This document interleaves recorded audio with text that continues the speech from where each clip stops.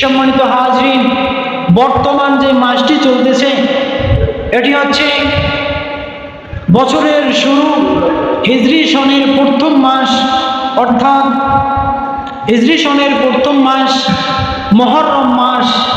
বছরে আল্লাহ পাক রব্বুল আলামিন 12টি মাস সৃষ্টি করেছেন। এই 12টি মাসের ভিতরে হিজরি সন যদি বলা হয়, এই মাসটি হচ্ছে প্রথম, অর্থাৎ মুহররম মাস।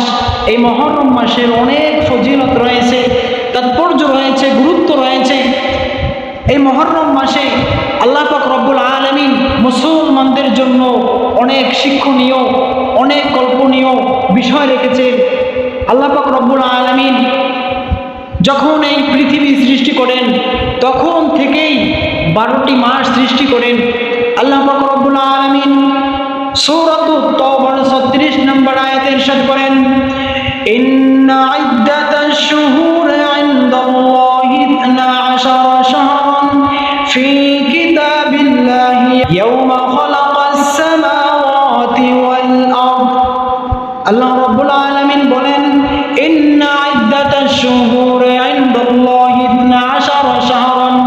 আল্লাহ পাক রব্বুল আলামিন যখন এই আসমান এবং জমিন সৃষ্টি করলেন সেই সময়ে 12টি মাসও সৃষ্টি করলেন।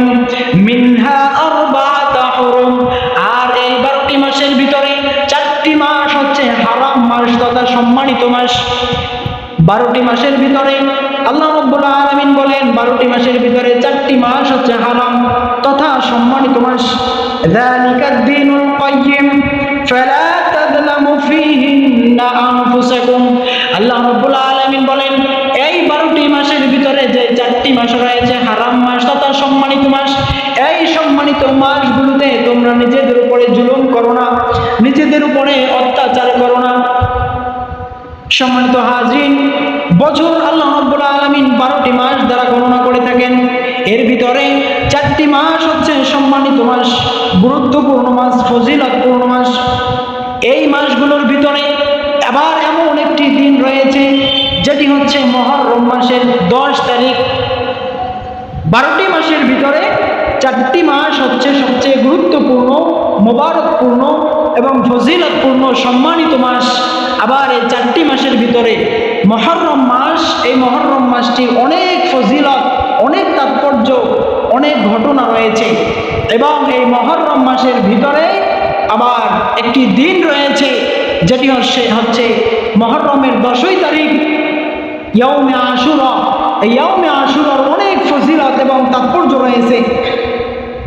এই সম্মানিত মাসগুলোর ভিতরে যে ইয়াউমে আশুরা তথা 10ই মুহররম রয়েছে, এই দিনটিতে অনেক গুরুত্বপূর্ণ, কারবালা বলেন, মুসা আলাইহিস সালাম ফিরআউনের হাত থেকে বেঁচেছিলেন, এভাবে আরো অনেক গুরুত্বপূর্ণ ঘটনা এই মাসে ঘটেছিল। ইনশাআল্লাহ আমরা আজকে এই মুহররম মাসের ফজিলত এবং ইয়াউমে আশুরা সম্পর্কে কোরআন ও হাদিসের আলোকে 2-4টি কথা শুনবো ইনশাআল্লাহ তাআলা।